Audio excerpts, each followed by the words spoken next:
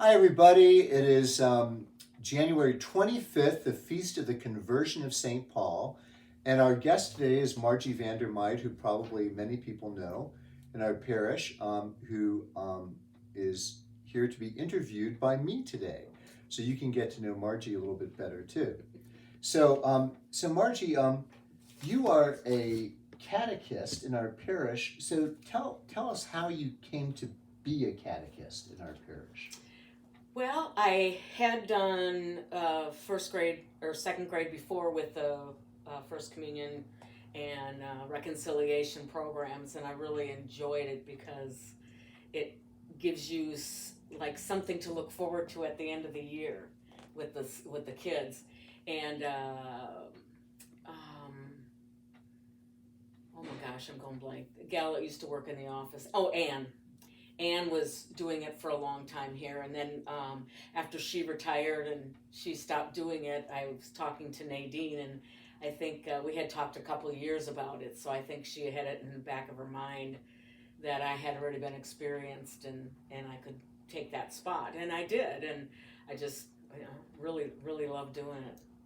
Great, thanks, Margie. And so, uh, in your experience as a catechist, what are the ages that you have catechized? Well, it's been mostly the second graders, but I have had seventh graders, which I didn't like, but it was that's a whole different state. Sure When we were is. military family, and I wasn't prepared for what I got. But I've also done youth group in when I lived in Portsmouth on the south side. Um, Took care of like the youth group as far as the functions and the overnight things and going to DYC and the different programs for the teenagers as they're growing into their lifelong faith. Okay. But mostly second grade. Oh, you've had quite a range there, and very, as you said, very different populations. Yes. A totally different thing. So I guess that means that you have like some advanced degrees that have prepared you to do this kind of thing. Oh, Maybe a degree in yes. theology. Oh, it's the MOM degree. Tell us about the MOM The degree. MOM degree, it's you're bringing up your kids and you want to know what the faith is teaching as well, if it's different than what it had been for me.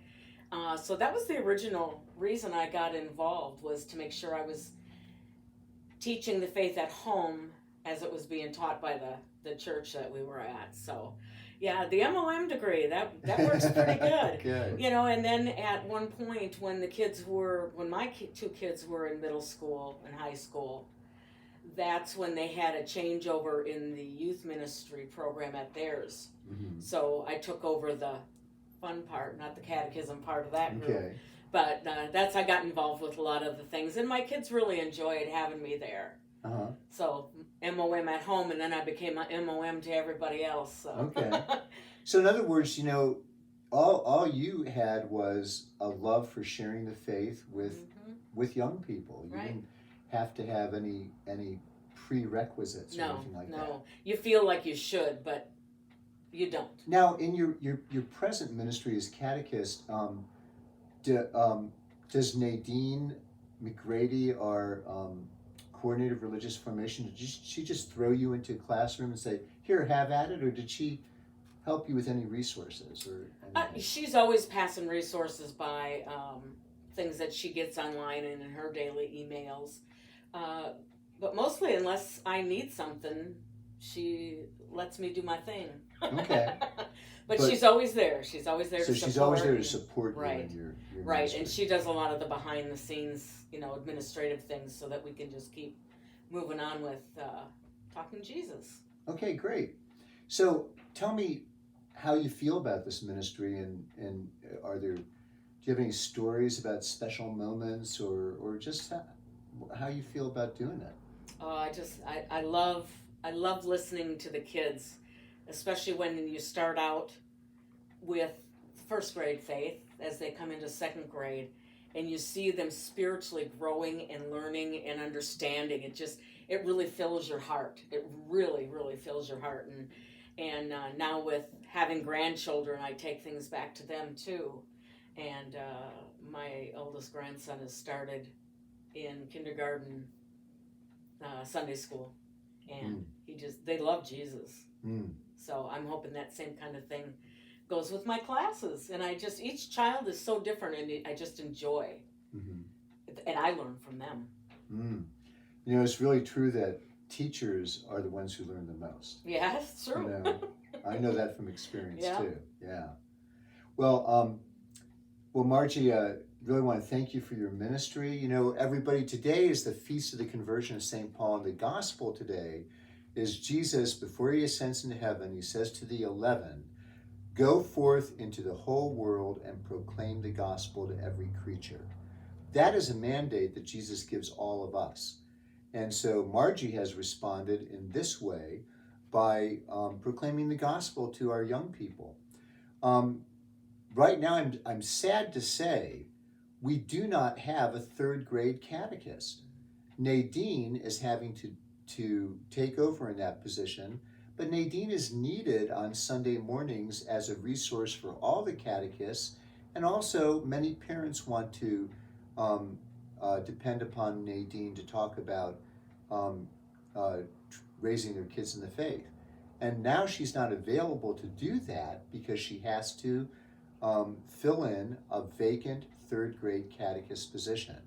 Now, with a parish with all the people that come to Mass on Sunday during the weekend, 300 plus people, there shouldn't be any problem in finding a third grade catechist.